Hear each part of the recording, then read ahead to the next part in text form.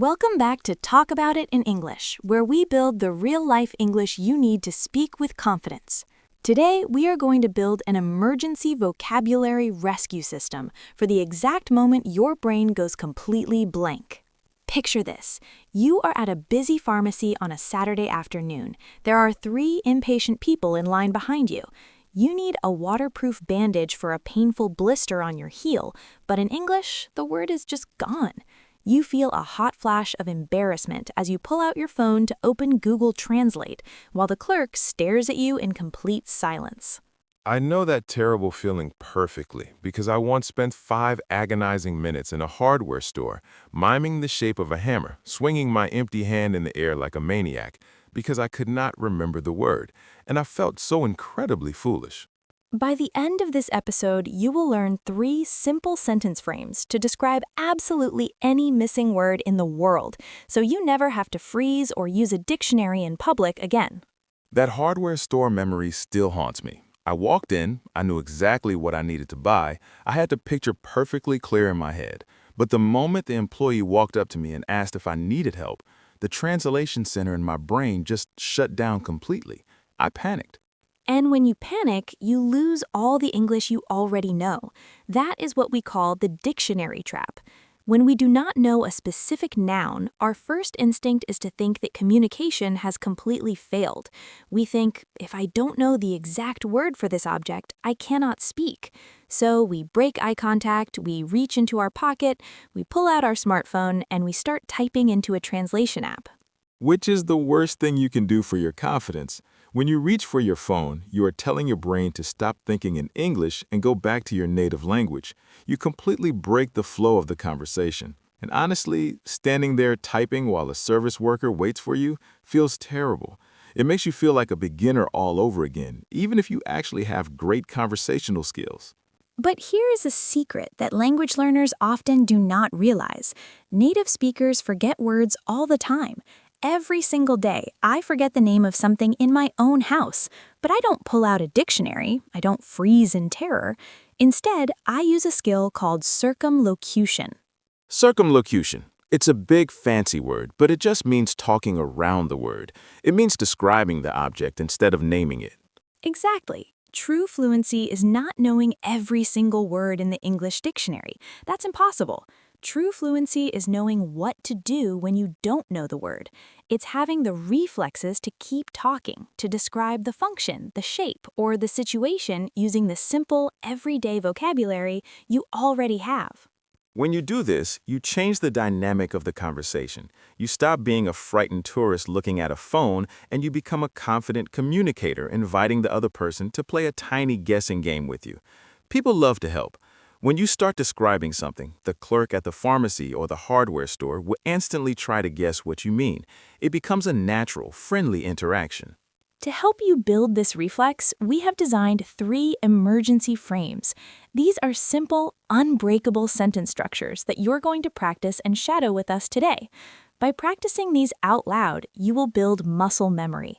The next time you forget a word, your mouth will automatically start using one of these frames before your brain even has time to panic. Let us start with emergency frame number 1. This is the most common and the most useful frame you will ever learn. We call it the function frame. You use it when you know what the object does, but you don't know what it is called. The frame is this. It's a thing for, followed by an action verb with an ing ending. I'll say it again. It's a thing for doing something. The grammar rule here is very simple, but it's important to lock into your mouth. Because we're using the preposition for, the action verb that comes next must take the gerund form, which is the ing form. You cannot say, it is a thing for open cans. You must say, it is a thing for opening cans. Let's practice this immediately. I want you to speak out loud wherever you are right now. If you're walking in the park, if you're sitting on the bus, just whisper it to yourself. Let's imagine you're staying at an Airbnb. You bought a bottle of wine, but you don't have the tool to open it. You go down to the front desk. You cannot remember the word corkscrew. So you're going to use the function frame. The action is opening wine. Put it into the frame. Repeat after us. It is a thing for opening wine. Let's do that again, and this time pay close attention to how the words link together. Native speakers do not say, it is a thing. We push it all together. It's a thing. Try just that part out loud. It's a thing. Good. Now add the rest and remember the ing on the verb. It's a thing for opening wine. Perfect. Now let us try another one. You are in an office. You need to attach two pieces of paper together. You forgot the word stapler. The action is putting paper together. Use the frame. Repeat after me. It is a thing for putting paper together. Notice how natural that sounds. If you walk up to a coworker and say, "Excuse me, do you have a thing for putting paper together?" They will immediately understand. They will probably hand you a stapler and say, "Oh, you mean a stapler? Here you go."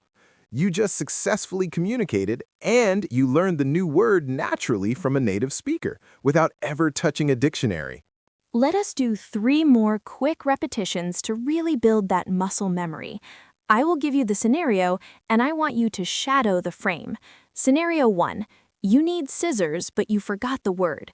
The action is cutting paper. Say it out loud. It is a thing for cutting paper. Scenario 2. You are in a kitchen. You need a colander to drain your pasta, but that is a very difficult vocabulary word. The action is washing vegetables or draining pasta. Let us use washing vegetables. Say it out loud. It is a thing for washing vegetables. Scenario 3. You need a hanger for your jacket in a hotel closet. The action is hanging clothes. Say it out loud. It is a thing for hanging clothes. Excellent. Whenever you're dealing with tools, kitchen gadgets, office supplies, or anything that performs a clear action, the function frame is your best friend. Just remember, it's a thing for plus that ing verb. Now, what happens if the object you're looking for doesn't really do an action? What if it's just a shape or a design? That brings us to emergency frame number 2. We call this the visual frame. You use this frame when the best way to explain the object is to compare it to something simpler that you already know how to say. The frame is this. It looks kinda like... Let me break that down. It looks kind of like... This is an incredibly powerful conversational tool. The phrase kind of tells the listener that you are making a comparison. It tells them not to take your description too literally. And just like with the first frame, the pronunciation here is crucial for sounding natural and keeping the flow of the conversation smooth. We do not usually pronounce every single letter in kind of. We blend it together into kinda. It looks kinda like. Let us practice the pronunciation first before we do the shadowing exercises. Repeat just the frame out loud with me. It looks kind of like. One more time. Feeling the rhythm of those words. It looks kinda like. Now let's put it into some real-world scenarios. Imagine you're at a tropical beach resort. You want to rent one of those large umbrellas that stick in the sand, sometimes called a parasol or a sunshade. You do not know those words, but you do know the word umbrella. So you compare it. You walk up to the rental desk, repeat after us, out loud. It looks kinda like a big umbrella. Let us try another one. You're walking through a department store. You want to buy a suitcase with wheels, but the word suitcase has completely vanished from your memory. You know the words box, plastic, and wheels. You can combine these simple words using the visual frame. Repeat after me. It looks kind of like a big plastic box on wheels.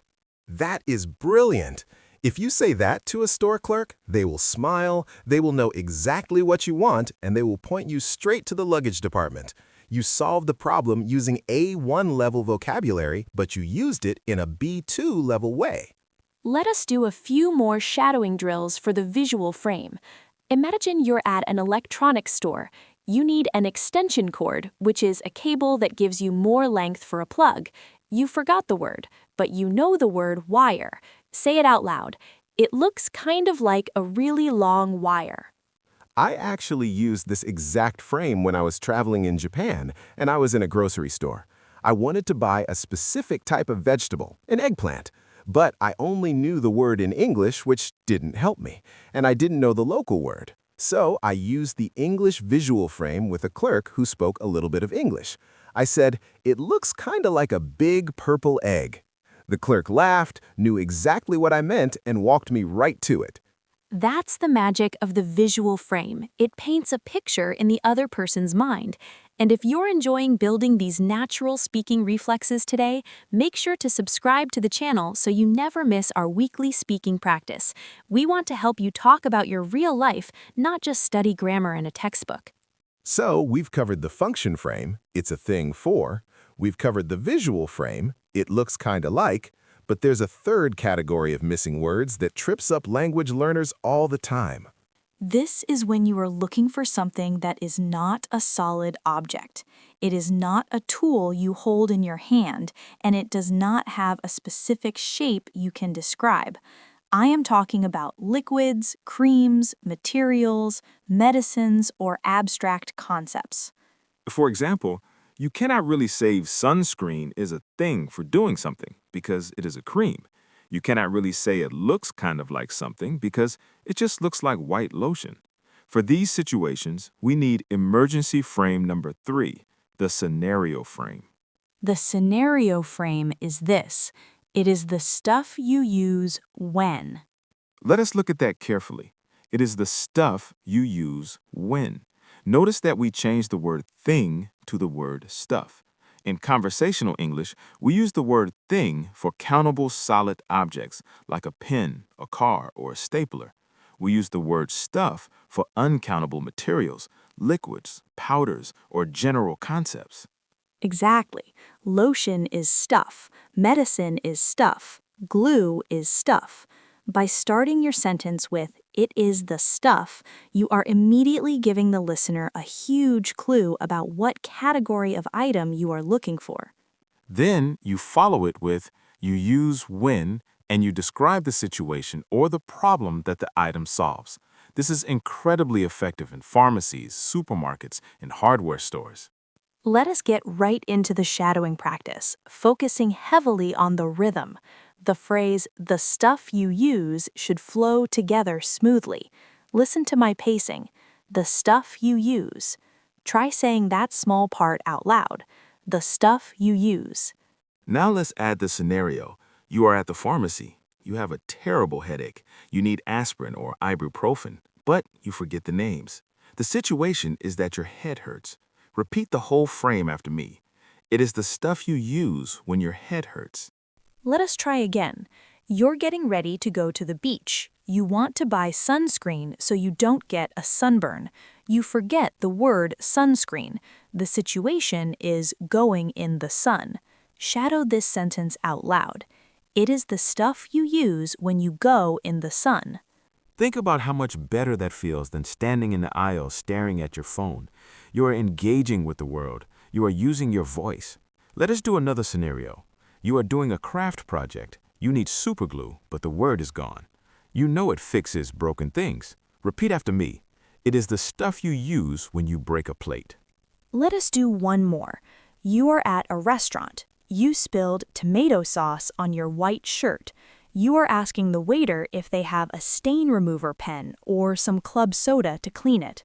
You just know you need a liquid to clean a shirt. Say it out loud. It is the stuff you use when you spill coffee on your clothes. The waiter will instantly understand the scenario. They will probably bring you some napkins and soda water, and the crisis is solved. The scenario frame works perfectly because human beings are problem solvers. When you describe the problem, it is the stuff you use when your head hurts, the listener's brain automatically provides the solution. You have now learned all 3 emergency frames. Frame 1, it is a thing for. Frame 2, it looks kind of like. Frame 3, it is the stuff you use when. Now it is time for the final test. We are going to put all of this together and take you back to the exact scenario we started with at the beginning of the episode. You are back in that brightly lit pharmacy. It is Saturday afternoon. You have a painful blister on your heel. You need a waterproof bandage. The people behind you in line are waiting. You step up to the counter. The clerk looks at you and says, "Hi there, can I help you find something?" This time, you do not freeze. You do not reach for your phone. You stay calm, you maintain eye contact, and you realize that a bandage is a material used for a specific medical situation. So you are going to use the scenario frame. You are going to describe the problem and the benefit. The problem is you cut your foot. The benefit is keeping the water out. We're going to put this all together into one completely natural, beautifully fluent response. I'm going to say the lines, and I want you to shadow me out loud, speaking directly to that imaginary clerk. Take a deep breath. Here we go. Repeat after James. I am looking for something. I don't know the exact word. But it is the stuff you use when you cut your foot. And it keeps the water out. Let us do the whole sequence together at a normal conversational speed. Speak confidently. I am looking for something. I don't know the exact word, but it is the stuff you use when you cut your foot, and it keeps the water out. That's fantastic. I want you to really feel the difference between that confident, unbroken string of English and the awkward silence of scrolling through a dictionary app. By using that frame, you took control of the conversation. The clerk will immediately say, "Oh, you need waterproof Band-Aids. Aisle 4, right side." You survived the moment. You got what you needed, and you actually practiced your spoken English in a high-pressure situation. That is what real progress looks like. It is not about having a perfect vocabulary. It is about having perfect strategies for when your vocabulary fails you. And the best part is, you can start practicing this skill today, right now, completely on your own. You do not need a speaking partner to practice circumlocution. You just need your own environment and a willingness to play with the language. Exactly. So here is your challenge for this week. As soon as this video ends, I want you to look around the room you are sitting in right now. Pick 3 random objects. Pretend just for a moment that you have completely forgotten their English names. Then, out loud, use one of the 3 emergency frames to describe each object. If it's a lamp, say, "It is a thing for making the room bright." If it's a rug, say, "It looks kind of like a blanket for the floor." Train your brain to talk around the missing words. Do this every day, and the next time you forget a word in public, you won't even flinch. Thank you so much for practicing with us today. Keep talking, keep describing, and we'll see you in the next episode.